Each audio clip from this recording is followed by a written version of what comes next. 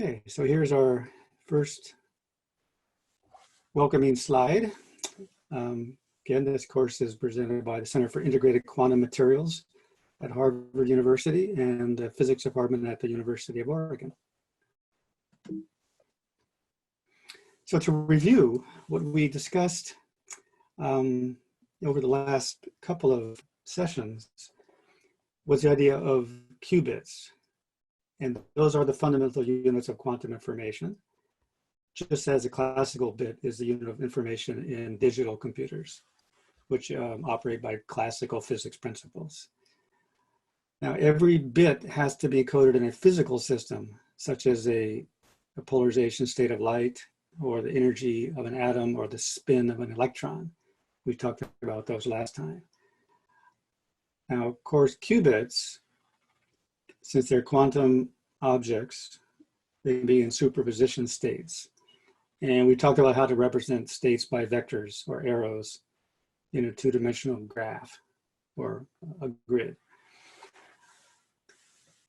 So examples are at the bottom here. You could represent a 0-bit value by an H polarized photon and a 1 by a V polarized photon. But alternatively, since polarization is really at your control as an experimenter, you could choose to represent a 0 by a depolarized photon, shown here, diagonal, and then the 1 would be represented by an apolarized photon, the anti-diagonal. And notice that those are orthogonal or mutually exclusive. Okay, so that's what we talked about. And the point is that information is encoded for the purpose of using information, at least for the point of view of humans. And so it's up to you to decide how to encode these values. And then the other person or the other computer that's going to be using those bit values has to know what your encoding scheme was. And that scheme, that's called the protocol. Okay, so the purpose of quantum key distribution, or QKD, is that it's in theory, it's a perfectly secure means of sharing information while remaining confident of its confidentiality. So here's a little cartoon. There's a plain text. That's what you write. That's the message you want to send. You encrypt it using a key to lock up the message into what's called a ciphertext, which is a text which looks like nonsense or just random characters. And then using the same key, you unencrypt, called decrypt, that message, and you end up with the same plain text at the end. And these methods have been known for thousands of years and were used by people such as Julius Caesar in history. Now, before we jump into that, people might still have lingering questions from our previous sessions. Why do quantum states change after a measurement? Why does having many copies help determine a quantum state? Why can you not clone the state of a photon? How does changing a calcite crystal orientation change the polarization? Is there a baseline orientation? Is there a preferred orientation? So I'm going to pause for a second here and let you think. If you have any lingering questions from previous sessions like these, please either type it into the chat window, which we can all open and look, or you can just unmute yourself and say, I'd like to ask a question.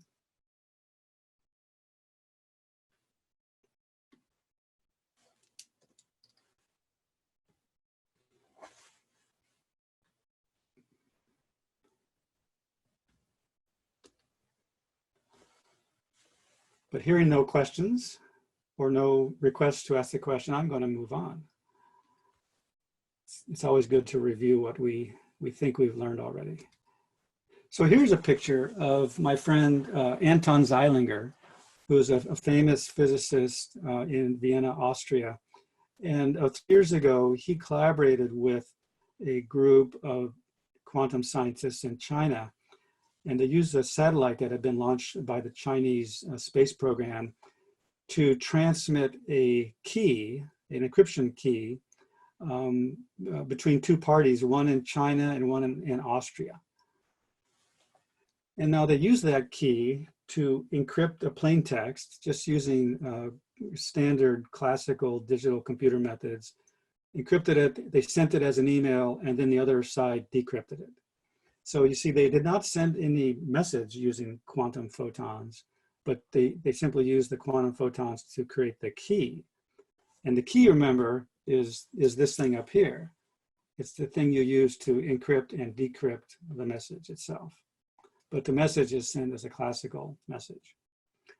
And I'll explain why this is all necessary. If you're interested in the history of cryptography and don't know much about it, this is a really nice readable book, which I enjoyed a lot, called The Code Book by Simon Singh. It was a bestseller, I believe. And it's a very nice book. It talks about the history and the purposes and so on. Now I'm seeing there's some activity in the chat window. And Vi says, I read that book. And somebody says, I second the first question. Aha. So I'm going to go back now because it took a little while to catch up here. I'm in no rush here. Why do quantum states change after measurement? I believe that's what somebody meant, Alex meant by I second the first question. Okay, this is a very deep question. The answer, there are many answers depending on who you talk to. So, and the reason it's deep is because you probably hold a classical conception of what the idea of state is in the first place. Like you probably think, and almost everybody does, that a state is like a classical state. It describes the actuality of the physical condition of the quantum object. But as I've indicated through examples, that's not what a quantum state really represents. The quantum state actually represents your best description of the object. That's different than the actual state of the object itself. So if a quantum state just represents your best information or knowledge, then if you make a measurement or of a quantum system, it's going to change your knowledge about the system. So the state doesn't change in the particle, the state changes in your own knowledge. I'm not going to say it changes in your brain because that would imply that there's some physical process that happens in your brain. Well, there's thinking, but it's not the human brain that counts. The whole thing can be done by a computer. A computer could keep track of measurements of quantum objects, and every time a new measurement is made, the computer could have an algorithm that updates its database, which is it's using to describe the quantum object. And then the computer could calculate probabilities for future measurements. And then after the next measurement, the computer updates its database again. So you see, a quantum state is really more like a database that's being used to describe it, to describe a quantum object. And that's why it changes upon measurement. Now, to me, that's the most logical, simple explanation. There are other ways to think about it, but for the purpose of quantum information, this way is probably the best.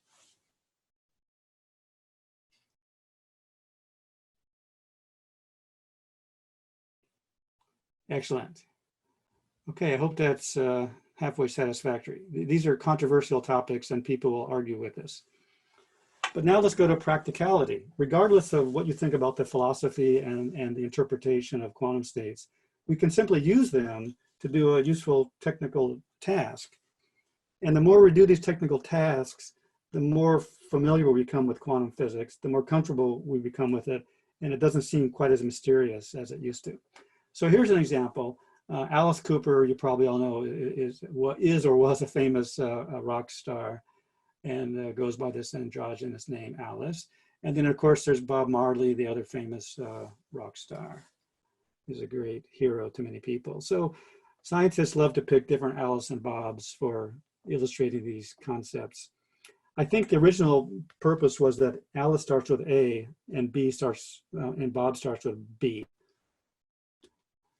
In any case, there's also an eavesdropper, which is called Eve. And we picked out a nice cartoon character from the Wall-E movie who was named Eve. So that represents an eavesdropper who's going to try to intercept some of the message going from Alice to Bob. Now, Alice and Bob need to share a method of encrypting and decrypting. That's called the protocol. They have to agree upon this method in advance. Good. So here's the scheme. Sorry, not scheme. Here's the protocol. So Alice wants to send a message. It says, "Hi, Bob," written on parchment paper. Alice will choose a key. Bob has the same key because they got together a month earlier and they made copies of the keys, and then they traveled off to their respective abodes. So Alice will use her copy of the key to encrypt and make a nonsense string, which is called the encrypted message. And then that will be transmitted by any method you want. It could be smoke signals, it could be by courier, it could be by email, text message, whatever. It's not secure transmission. Okay, now Bob will use his copy of the same key to decrypt it and get the message, "Hi, Bob." Again, they need a pre-shared key. Now, all these steps here are called the protocol. It's the procedure, and all those steps are publicly known. The only thing that's not known to the public is the exact pattern on the key here, which is the shared key. Great. So that just summarizes that again. Let's look at some key examples here. Okay, so this one was actually used by Julius Caesar, thousands of years ago, called the single shift substitution protocol. And the idea is you take, for example, the Latin alphabet, and then what you do is you shift every character over by some number. In this case, it's 5. So H becomes M, T becomes Y, V becomes, oops, it wraps all the way around, 1, 2, 3, 4, 5. So it becomes A, so V becomes A. So it's the same method, but you put the alphabet onto a circle. And the key is simply the number 5. So if the enemy doesn't know, they use this in military communications, if the enemy doesn't know what's going on, they get this thing, they'll say, "Looks like nonsense." If they don't know that the message has just been shifted by 5 places or 6 places or 11 spaces, they couldn't decode it. But of course, if you're smart, you can break this very easily. So here's an example though. This is a sentence. That's the plain text. The cipher text, I went through and transcribed every one of these characters using this key method here. Ignore the spaces to make things simpler. And then the key is 5. And here's a Jamboard. So this is not very secure, okay? I want you to think about why it's not very secure. And in the chat window is today's link for the Jamboard. So please go into there. I'm going there, clicking on that. And now here we are in the Jamboard. So I would like you to type on this page. Everybody use the same page. First answer, why is this method not very secure? And then secondly, invent a better, slightly more complicated version of a Caesar cipher. So, Caesar implies that something that could have been done 2,000 years ago, something very simple, just a little more complicated. So type in answers into sticky notes. Why is this method not very secure?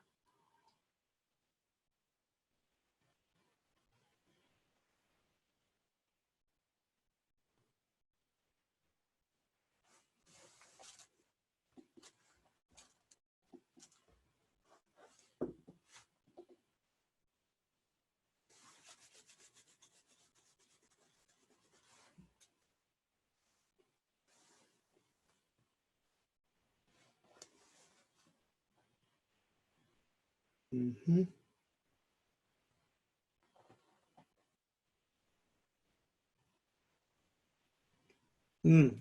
Right, I like to comment that characters that are used often are obviously vowels, and from there you can decrypt the message.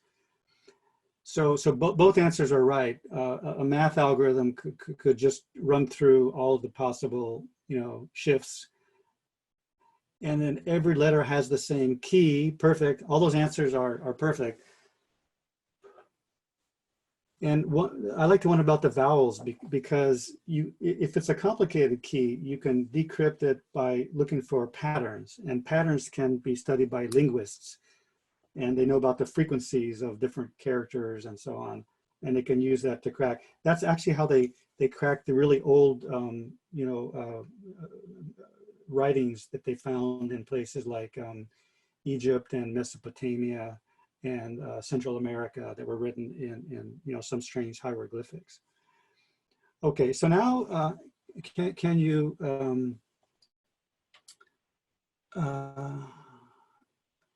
come up with a more complicated version of a Caesar cipher?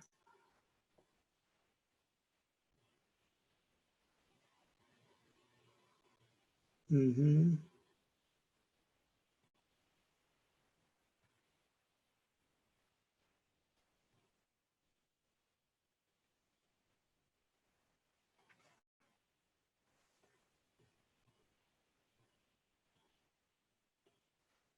Mm-hmm.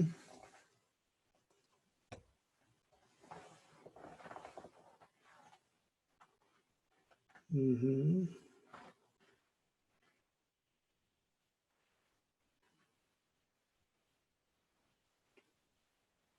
Mm-hmm. Those are all very good answers.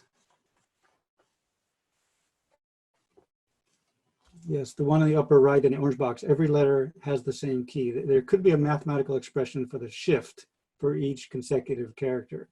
So that's right. You could use say a function like a cosine of 11.3 times pi times n, where n is the number of the character where it appears in the pattern. And this would be what I would call a deterministic way of using a different key shift number for each character.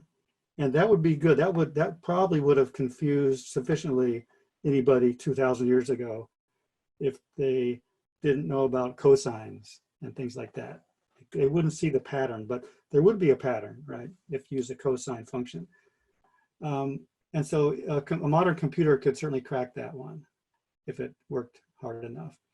But then in the lower left, we see a green box. Every character associates with a different key. That's a similar answer, but it's still kind of subtle as to what different methods you're using to associate each character with a different key. So let's go to page 2 and think about a slightly different question. On page 2, I show a picture of Alice and Bob, and then I ask the question, why shouldn't they reuse the same key multiple times? So let's say they worked out a very complicated key and they shared it in advance. A really long key, like 1,000 numbers they wrote down, they shared it in advance. And now nobody could ever guess that sequence of key numbers. Now they're going to use it to send a message. And then tomorrow they're going to use the same key to send another message. And they'll do this, a different message. And every day they'll create a different message and use the same key. Why should they not do that?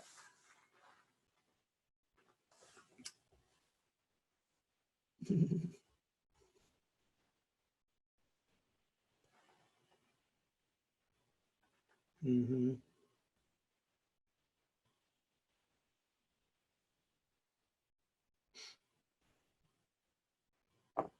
Mm-hmm. You could either type an answer or you could put check marks by other people's answers if they don't move them around too much. Mm-hmm. Yeah, people are agreeing with those 3 answers. That's absolutely correct. Okay, super. I'm going to go back now on my screen to these slides. Let me know, Amy, if I didn't go back correctly. And right. So here's a simple one. I came up with use a different key for every other letter, right? Okay, but you also came up with some nice ones. And then we talked about this one. Why shouldn't they reuse the same key multiple times? And you're absolutely right that if you reuse the same key, it's repetition. And again, you can use those linguistic tricks. You can look for vowels and so on. And if you have many messages and they're using the same key, that gives you much better chance of breaking the code. Right. So to review what I showed last lecture, about the ASCII code. So the way that computers represent letters in the Latin alphabet is with an 8-bit string of binary numbers representing each character. And it's just a lookup table. Every computer uses this. And of course, in different languages, you have special characters. There's something like 256 different ASCII code characters. So let's go back to Jamboard and do this problem.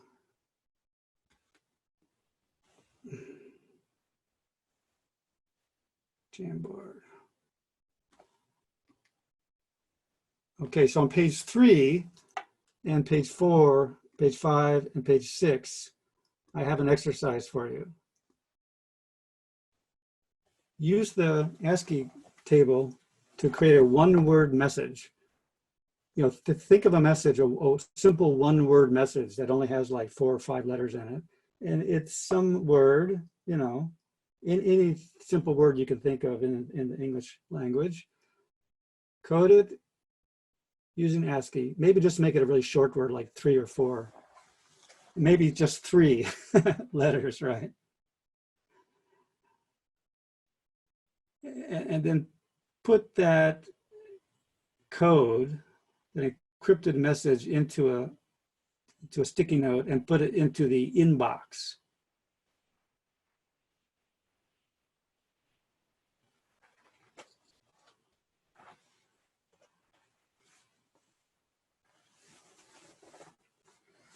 I know this seems simple, but I like to actually do things to reinforce the idea.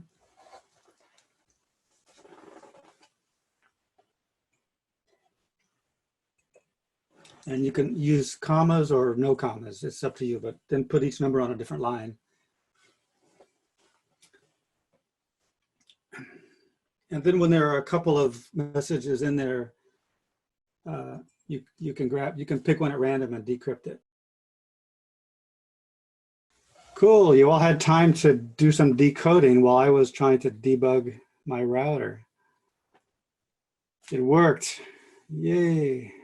Okay, so anyway, that's exactly how every time you type a text or an email, that's exactly what happens, is it's encrypted into ASCII and then sent. And in fact, they probably use a kind of an error correction scheme, even for classical communication, to make sure that if there's some kind of disruptions in the system,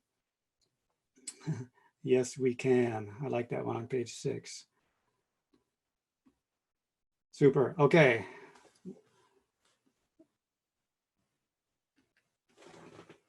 Back to the lecture. Okay, let's move along here now. So I think you all get the idea. This is binary, zeros and ones. And now here's an interesting point. If you're using the binary alphabet, here it is at the bottom, 0, 1, right? That's all there is. And so the shift method would be kind of silly, right? The key, if the key was a 1, that's the shared key number. That means you shift everything to the right. So 0 shifts to 1, 1 wraps around, becomes 0 again. And that would be a really easy encryption to break, right? And even worse, if your key was 0, which means don't shift anything, then there'd be no encryption at all. So that wouldn't work so well. Yeah, that wouldn't work so well. So real quickly, here's a Zoom poll. Polling. Launch poll.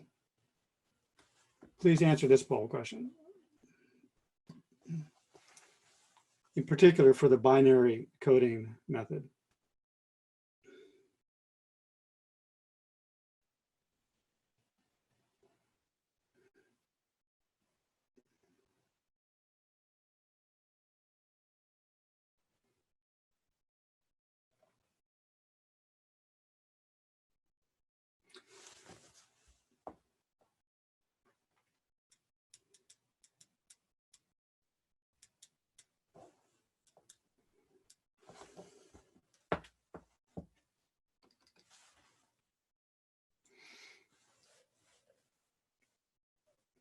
Okay, we have 8 answers. Okay, 5 more seconds. 4, 3, 2, 1, stop. Share results. Okay, so most people said an independent replacement rule for each bit in the message. Okay, so think about that. Some people said a common replacement rule, but the common replacement rule is what I mentioned on the previous slide. If the replacement rule in binary was either flip the bits between 0 and 1 or don't flip the bits, if you picked just one of those rules, say flip the bits, that would be really easy to decrypt. And then some people thought independent replacement rule for at least 2 bits in the message. But if the message had, say, 1,000 bits in it, because it's, a long message, then if you just had independent rule for 2 of those bits, but the same rule for all the rest of them, that would still be pretty easy to decrypt. And one person said there's no way you could make this secure. But actually, it does work. If Alice and Bob can share an independent replacement rule for every bit in the message, then it does work. But only if they share the same set of rules. So I'm going to stop sharing that. Since we lost a little time, I'll just move on here. Okay, independent rule. That's consistent with what some people answered when we talked about the Caesar cipher. And it's even more important when you use binary because there's only 2 symbols. Okay, but this means the key is just as long as the message. Let's say you write your message and then you convert it into ASCII. And let's say you have 1,000 bits in that ASCII message. Now, the key that you're going to create has to also have 1,000 bits. A different replacement rule, either flip the bit or don't flip the bit for every symbol or every character in the entire message. So you need to have 1,000 key bits for a 1,000-bit long message. This means that Alice and Bob have to share enormous amount of key data before they communicate. And the way it's done currently, well, that's not true, but say 50 years ago, the way it was done was, remember in some movies, there you see people carrying a suitcase. It's called the diplomatic pouch. And diplomats, when they move between different countries, there's an agreed upon law or international rule that diplomats are allowed to carry whatever they want to carry in their pouch, and nobody's going to look inside their pouch, which is their suitcase. And inside the suitcase, they could have a book of 1,000,000 key bits, or they could have a hard drive with billions of key bits. So, those politicians in Moscow would write down a key, put it into 2 different hard drives, and put one of them into the pouch and carry it to Washington, D.C., leaving the other one back in Moscow. So then they had 1,000,000,000 bits that they could use. But remember, you can only use each string of key bits once. So 1,000,000,000 is really not that many, right? You're going to run out of 1,000,000,000 very quickly. Just send one video or one picture. That's it. And it's even worse if it's a satellite. So if you're trying to communicate securely with a satellite up in orbit, when the key runs out, that's it. The key is gone, and you have to send up some kind of another small satellite to create a new key. So that's not convenient. So the question is, how do you do that, right? But let's before we go back to how to do that, let's just show a little more detail how this works. So here's a Zoom poll. What is the encrypted sequence? Let me launch this poll.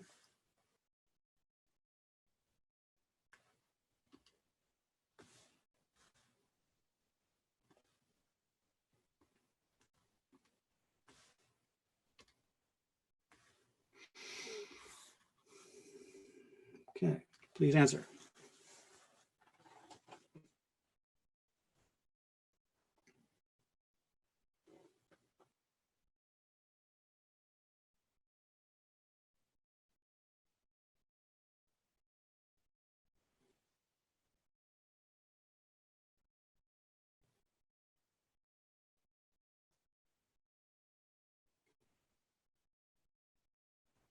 Remember, 0 means don't flip the bit. 1 means do flip the bit.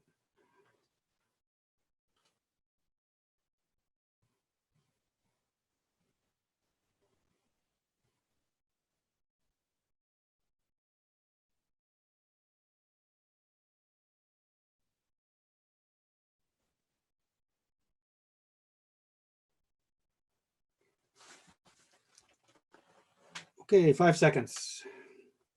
4, 3, 2, 1. I will end that poll and I will say that everybody got the correct answer. Yay. Good job. Okay, so at least you see how this key works. Now, again, you can see that if the message in pink here was 1,000 bits, the key would also have to be 1,000 bits long. The question is, how can Bob and Alice share such a long key if they're in remote locations and they run out of key? How can they replenish the key? Okay, now let's do a decryption method, a decryption poll here. So answer this poll here.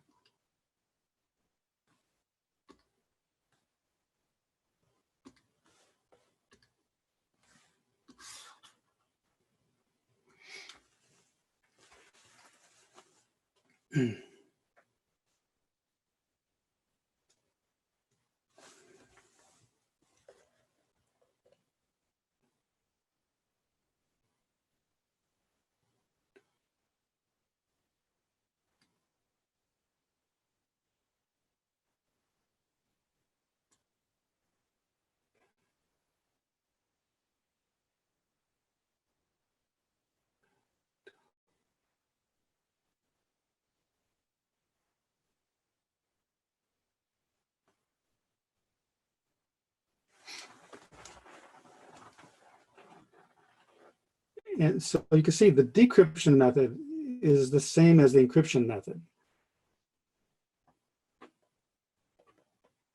That's an interesting fact about binary. It works.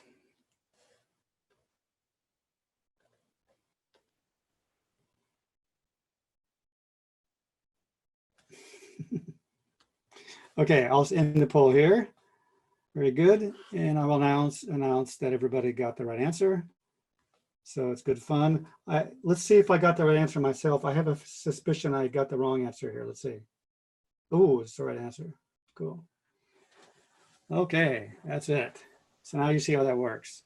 So here I made up a nice, yes. You didn't end the Zoom poll, by the way. Okay, let me go and in the Zoom poll.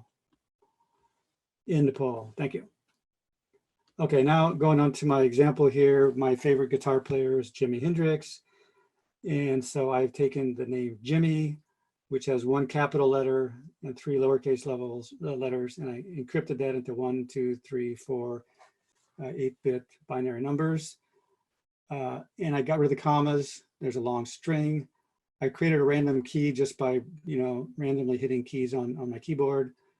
And then I did the rule, and you see 1 gets flipped to a 0, 0 does not get flipped, 0 gets flipped, 1 gets flipped. So I create this very long encrypted key for the word Jimmy. And then to decrypt it, we do the same thing, same rule, and it recreates the original message there. Cool. So this is what more or less what computers are doing when if you encrypt a message, or if you use on the internet, if you're sending your credit card, that has to be encrypted. And you notice that some websites have HTTP and some have HTTPS. The S stands for secure. So never send your credit card information to a website that does not have the S on the end of it. And of course, they use much more sophisticated mathematical techniques than what I'm using here. Because the problem is you don't want to have to distribute these keys physically, like I said, on the hard drives and share a terabyte of information back and forth. And in fact, you sitting at home on your computer, you want to send your computer, your credit card number you know, a online vendor. Well, you don't have any secret key in hand at all. But your computer generates a secret key and has some very complicated mathematical scheme for talking to the vendor's computer. And they use a mathematical scheme that is considered to be almost unbreakable. So for your purposes, just consider it breakable, I mean, unbreakable. In other words, it would take a supercomputer 1,000,000 years to crack that key and decode your message. It could be done. In fact, there were experiments where computer scientists collected 5,000 personal computers around the world by just having 5,000 volunteers. They all ran a decryption program simultaneously for, I think, 2 months, nonstop. And they were able to break one of these standard key numbers once. And so that shows how difficult it is. Okay, but it's not perfectly impossible. And we also don't know if more clever computer algorithms could break these keys much quicker. Okay, so how to prevent someone from breaking your code? Well, just to review, the code or the key has to be as long as your message. It has to be random. How random? It should be completely random with equal probability for 0 and 1 for each symbol in the key. How to distribute these long and random keys? You know, in World War II, the German army used a method, a very complicated mechanical calculating machine, mechanical plus electronic, and the Polish mathematicians and the British mathematicians were able to crack that, but only because the German operators had a human error in their messaging. And because the British computer scientists built a machine, which was a prototype computer, which without that computer, they could not have cracked the code, even with the human errors present. So the point is, it's always an arms race between the code makers and the code breakers. It's a very nice movie about this called The Imitation Game. It was about the life of Alan Turing, a famous British mathematician. I see there might be some questions in the chat window here. Let's see if that's the case. Okay, somebody has watched that movie twice. Very good. And everybody says, go and watch The Imitation Game now. And somebody says they like Jimi Hendrix's music prior to this lecture. Yeah, I saw Jimi Hendrix 3 times in concert when I was a young person about your age. It was awesome. All right. So next slide. Digital computers cannot generate truly random numbers. Think about that for a second. We know that computers have random number generators in them, and they can generate numbers that look really, really random. But if your computer generates 1 billion random numbers and you pass that to another computer, that other computer can look into that random number sequence and find a pattern. Why? Because every sequence of numbers is produced by a calculation, a mathematical formula. And remember, we said you could use a cosine of 11 pi times n to generate numbers that look random.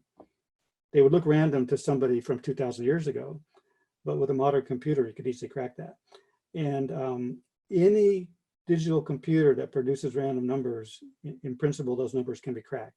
So you need a method of generating truly random key numbers. Here's a Jamboard. How could you do that using the generation and detections of photons using quantum physics to generate truly random numbers, which then you could use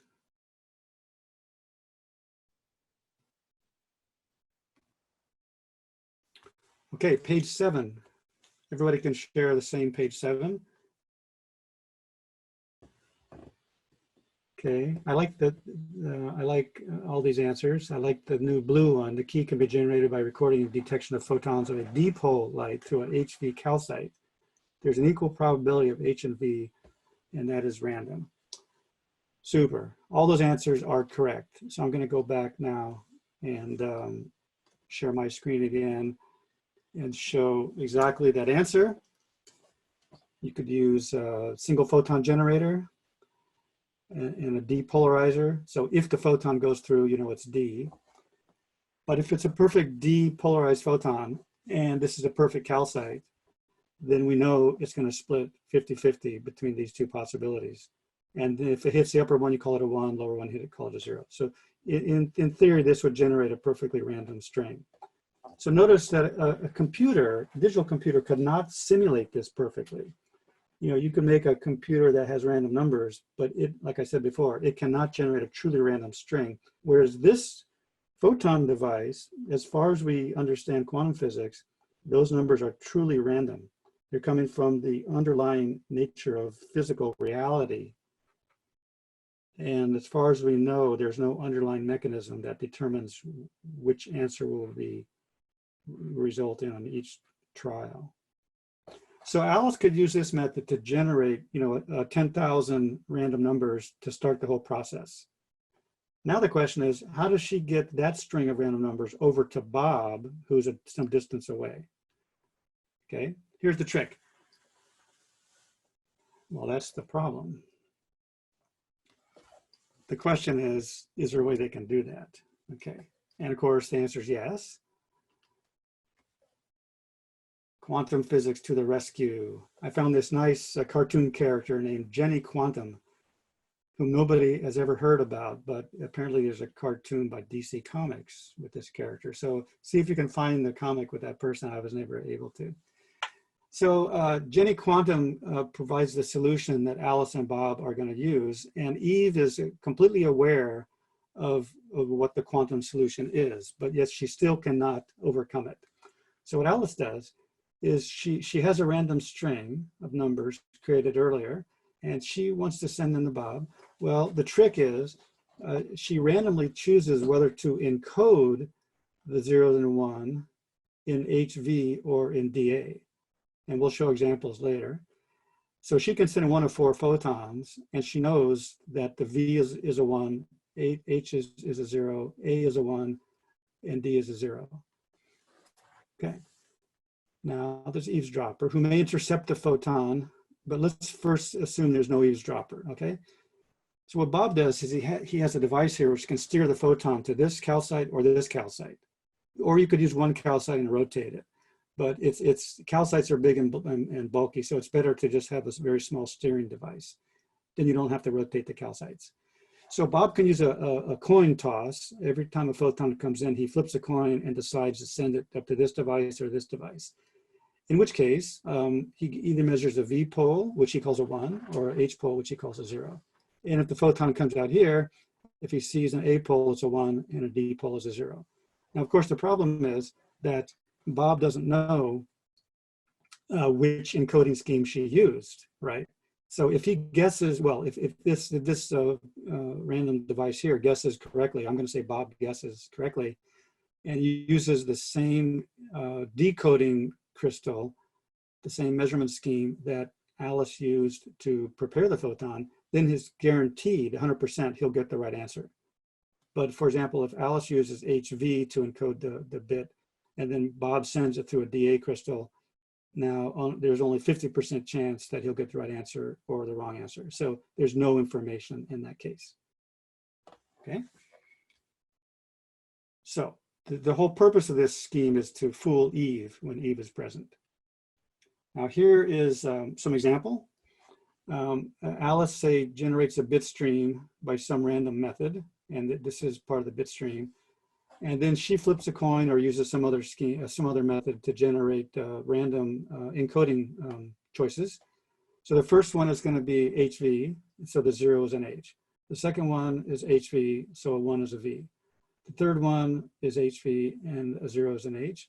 The fourth one is using DA, and the 0 will be encoded into a D, etc.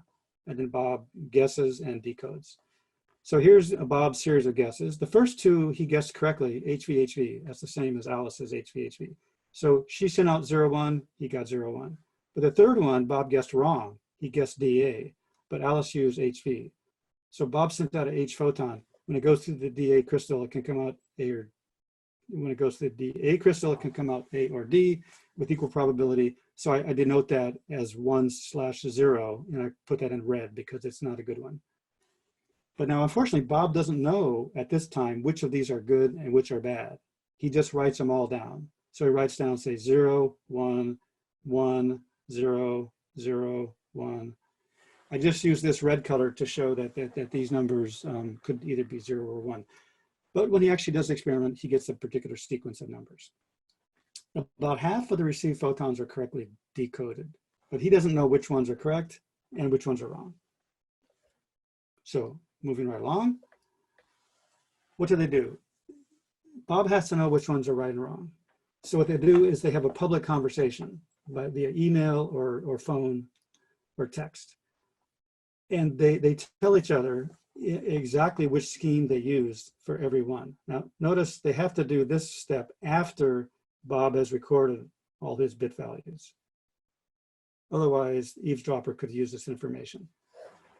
So then they go through, they find out, oh yeah, the first 2 bits, they use the same scheme, so they're going to keep those, they're good. The third bit, they use different schemes. Alice used HV, Bob used DA, and they tell each other that, and they say, oh, too bad, that was wrong. It was a disagreeing scheme choice, and so we're going to cross this out. So the one that was random, they can cross out. Next one, they both use DA, here's DA, here's DA, so they get send a 0, get a 0, so they're good. So as long as there's no eavesdropper, this method works perfectly. On the other hand, it's useless. Because if there's no eavesdropper, well, just send the message anyway. But this is the first step. Okay, now let's put the eavesdropper in and see what happens. The eavesdropper will do the same protocol that Bob did. Eavesdropper has a switching device and 2 crystals and gets the result. So eavesdropper will pretend like she's Bob. She'll act the same as Bob acts and do the same kind of thing. She'll guess. So she guessed correct, guess wrong. In this wrong case, Alice sent out a 0 in the HV scheme, so it's an H. Eve guessed DA analyzer, happens to get an A, could also get a D, but in this case gets an A, and records all those numbers. Now, what Eve does is has to try to fool Bob into thinking that there's no eavesdropper. So the eavesdropper will now take this list and create new photons, which I call fake photons, and send them out to Bob. Now, some of them agree perfectly, like HV. Some of them are different, A, H, and so on. Now, Bob will receive this string of photons that Eve sent. And by the way, Eve might not take every photon. Eve might only take, say, 10% of the photons. But let's for now assume that Eve takes every photon, measures it, and sends out a fake photon. Bob will measure those using the same random choice scheme, and he'll record down what he gets. So he'll get 0, 1, because he chose the same scheme for decoding that Alice chose for coding, and Eve, by chance, also picked the same scheme. So it's all transparent. The 0, 1 goes through as a 0 and 1. But on the second case, you see, Bob chose the wrong scheme from Eve. So Bob chose the wrong scheme from Alice. So whatever Eve does, it really doesn't matter. So Bob still gets a useless data point. Let's see, on the next one, Bob chose DA and got a 0. Well, oh yeah, they're all the same. Okay, what about the very last one? Bob chose DA and he gets a 0 or a 1 because even though he chose the same measurement scheme, DA, that Alice chose to send the bit, Alice sent as A, but the eavesdropper guessed wrong and happened to get a V. When the eavesdropper sends the V over to Bob, he chose DA, which was the correct measurement scheme, but the photon was messed up. So it goes 50-50 to the DA channels. So he could get anything. So now what do? It turns out that if you do some probability theory, in this whole case, if the eavesdropper intercepts every photon and sends out fake photons, then about 5/8 of Bob's measured photons agree with Alice's intended result. But he doesn't know which ones agree with Alice. So what do? Here's a Zoom poll. The question, I'm going to walk through this. Which of these cases allows Alice and Bob to detect Eve? If Alice and Bob were to compare their measurement results, they shouldn't really do this, but if they're just testing their system, Alice could send out this set of bits over here on the left, and then Bob could measure this set of bits. And then they could compare their measurement schemes, and they could compare the actual Bob's measurements. And in some of these cases, they can actually detect whether the eavesdropper is present on each individual case. So the question is, which of those cases can Bob and Alice figure out that the eavesdropper tampered with the photon? So I'll let you read that I'm going to give you time for this because there's so many entries there.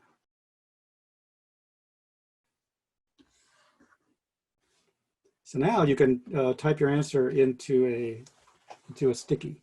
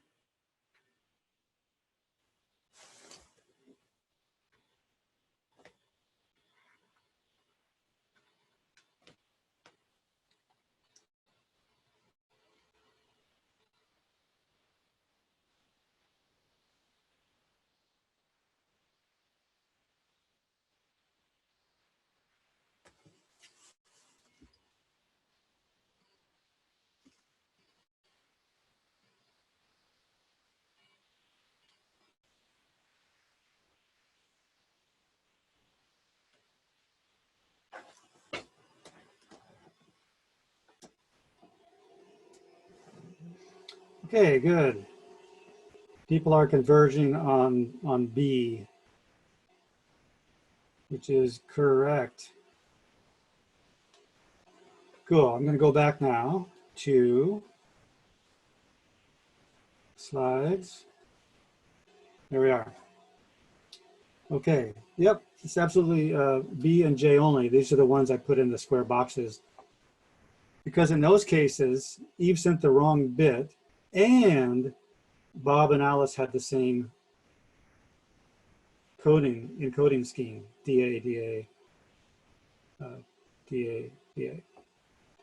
In this case, with the circle on it, they had the same coding scheme, you see, HV, HV, but Eve accidentally sent, or by chance, sent the correct bit. So if Bob and Alice don't know what Eve is up to, they just look at their data and their schemes, and they say they agree. So there's a good chance that the eavesdropper is present or not present. They really have no idea.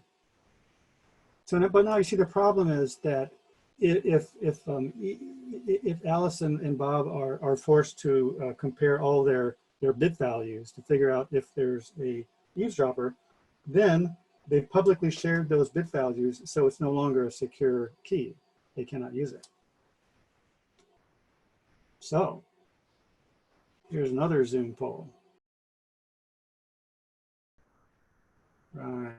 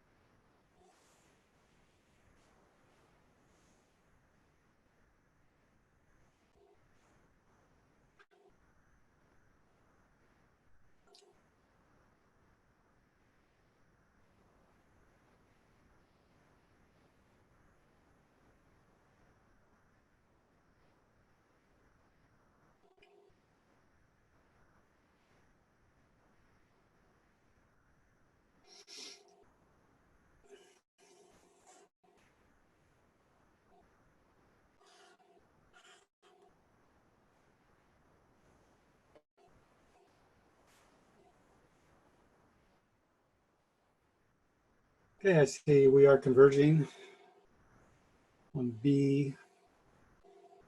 Yeah, it wouldn't be A because if they share all their key bit values, it's no longer secure.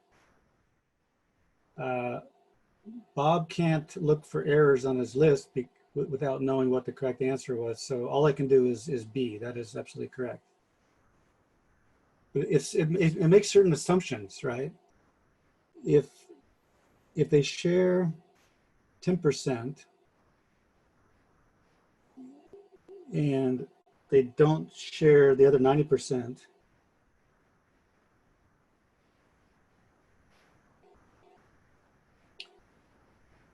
so there's a question, is Eve using 100% of the photons? It doesn't matter.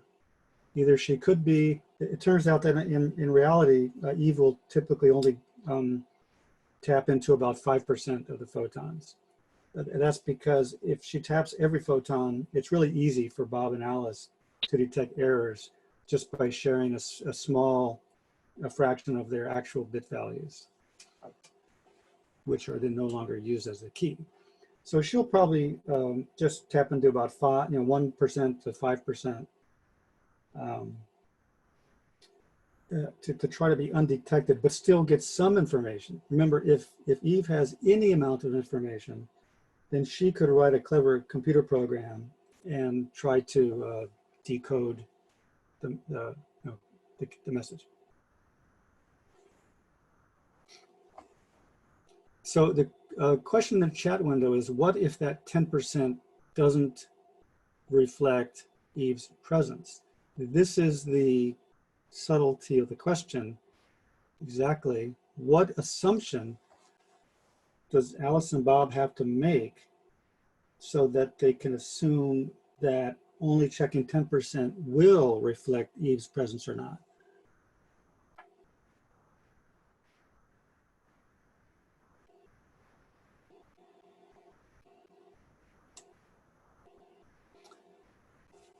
The other way, another question here, I'm going to zoom it out. If she taps a small percent, isn't it likely that the 10% Bob sends back to Alice has none of her false photons?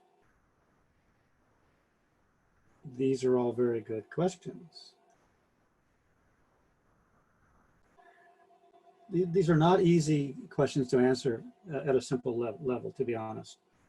This topic has been studied by computer scientists and information theorists for many decades. And there's a lot of very sophisticated mathematics and probability theory that goes behind answering these questions. So I would say it a little bit differently. I would just say, well, the simplest thing to have to assume is that Eve is acting in a consistent and constant manner. Okay, that if she taps into certain photons, she'll just pick those at random. And then they can use probability theory to figure out the probability that they did or did not detect her. If she doesn't tap them at random, let's say she has a method for deciding which photons to tap, well, then what Bob and Alice can do, instead of just checking the first 10% of their bits, they can pick 10% of their bits at random and compare those bit values publicly. So this then defeats any systematic scheme or method that Eve has. Now, the chances that all of Eve's tapping would go undetected gets smaller and smaller as the numbers increase. So if the key they share is 10,000 bits, and they share 10% of those, that's 1,000 bits. The chances that none of those would be tampered by Eve is just zero, close to zero. So it turns out that make this work, you have to deal with very large numbers of bits. But remember, the keys should be like billions of bits anyway. So they have billions of bits to work with. They can use probability theory, and they can be extremely confident that the probability theory tells them that the chances that Eve was present but undetected is like 10 to the minus 10. So small, they're not going to worry about it. So those are really great questions.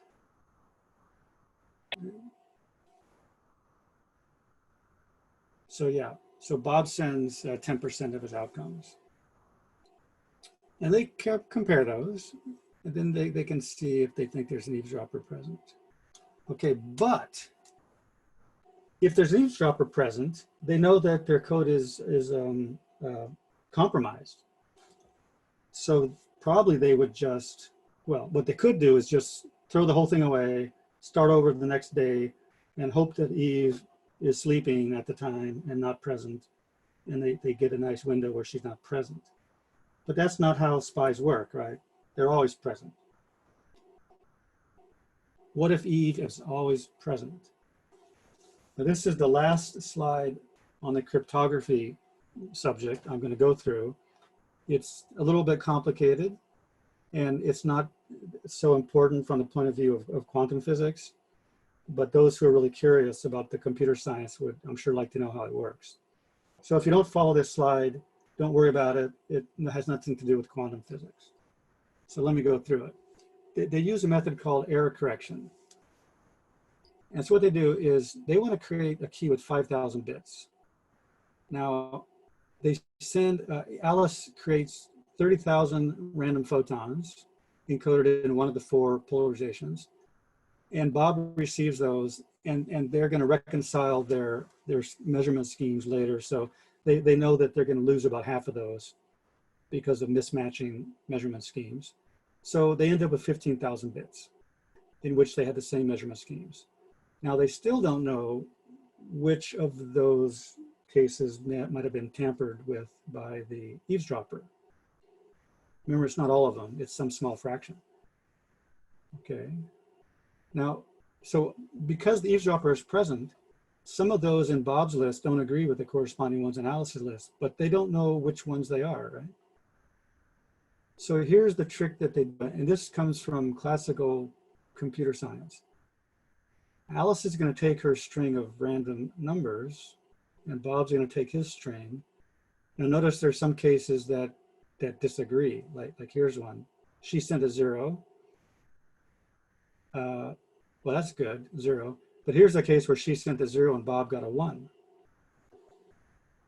Now they don't just want to throw this out. So or they don't just want to start over and throw everything out. So here's a way to create a much smaller list of key numbers, in which case they're all going to be more secure. They can correct the errors. Okay, so what they both do is they take the first 3 numbers and they form what's called a check bit. And they write this check bit down on a piece of paper or an email. And here's how they do it. If there's an even number of 1s within these 3 numbers, they create a check bit that's equal to 0. Like this case, there's an even number of 1s, check bit 0. Here it is, sorry. Yeah, there's an even number of 1s in this block of 3, so the check bit is down here 0. Here there's an odd number of 1s, so the check bit is 1. Here's an odd number of 1s, so the check bit is 1, etc. Here's an even number of 1s, namely 0. That's an even number, so the check bit is 0. Okay, so Alice writes down all these check bits on a piece of paper, and she emails that list over to Bob. Now it's not secure. Eve can intercept that if she hacks into the email channel. That's fine. Now Bob gets his recorded sequence, some of which have errors in it, and he calculates his check bits for each group of 3. So in this case, there's no error, so he gets the same check bit. So he says, okay, these 3 are good. But on the next case, he takes these 3 numbers, there's an error there. So whereas Alice's check bit is 1, Bob gets a check bit of 0. So he knows something was tampered with. So they throw that away. This one they throw away. But this one they don't throw away, you see. It's a way of checking smaller groups without throwing away everything. Here's another case where Alice sent out 101, her check bit is 0, Bob received 100, his check bit is 1, so they throw away these 3 bits. But they keep these, they keep these. Question, do they keep this one? Just work it out in your head. There's no Zoom call. So this case here. Did they keep that one or did they throw that one away?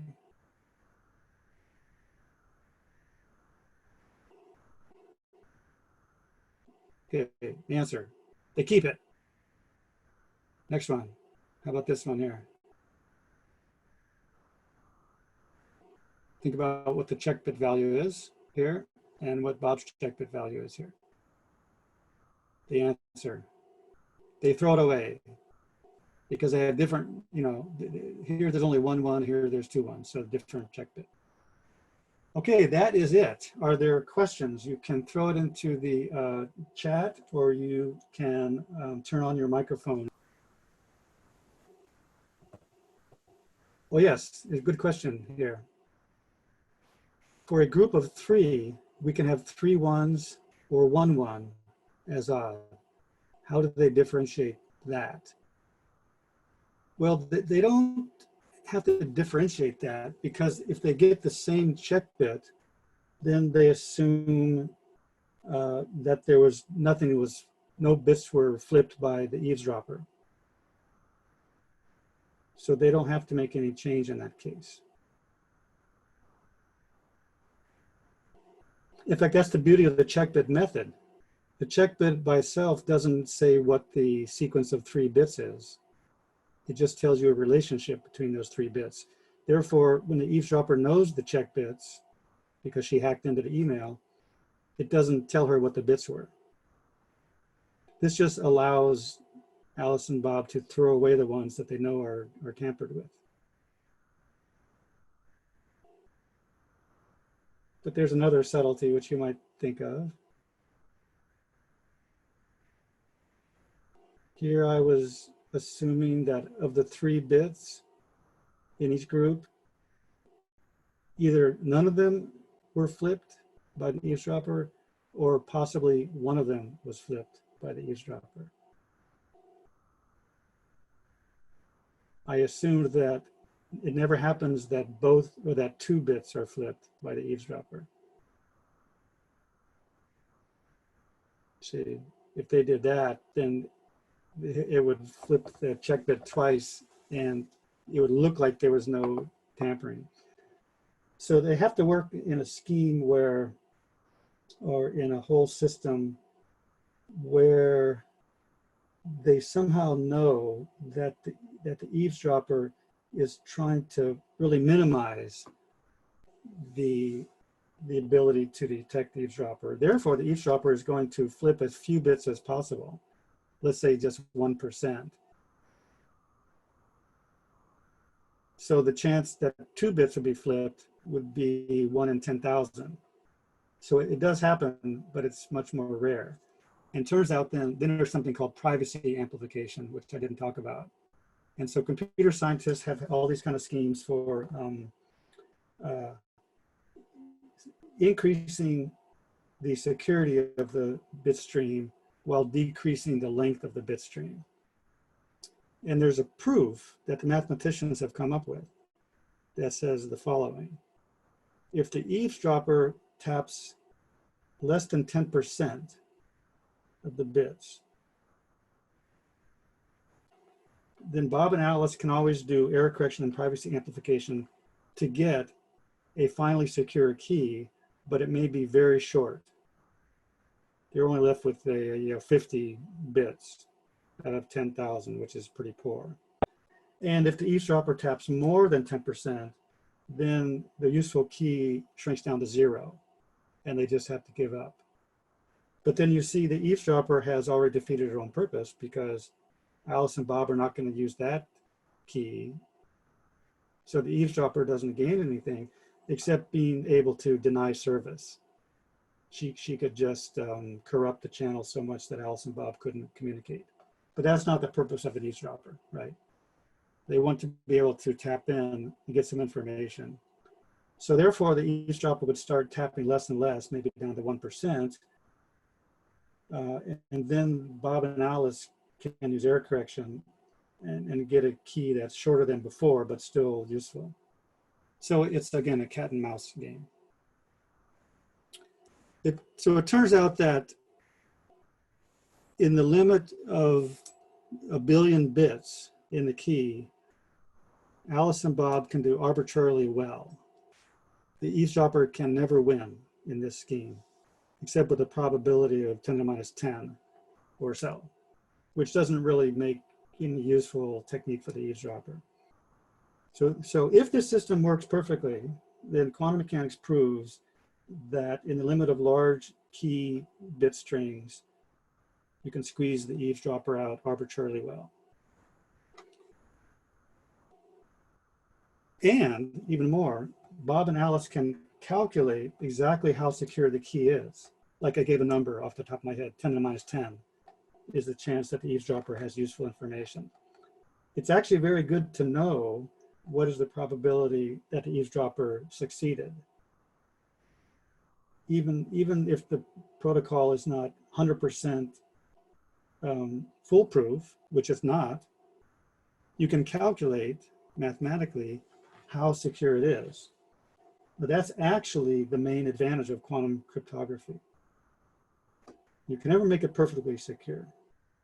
But in contrast with classical cryptography, you can calculate how secure it is.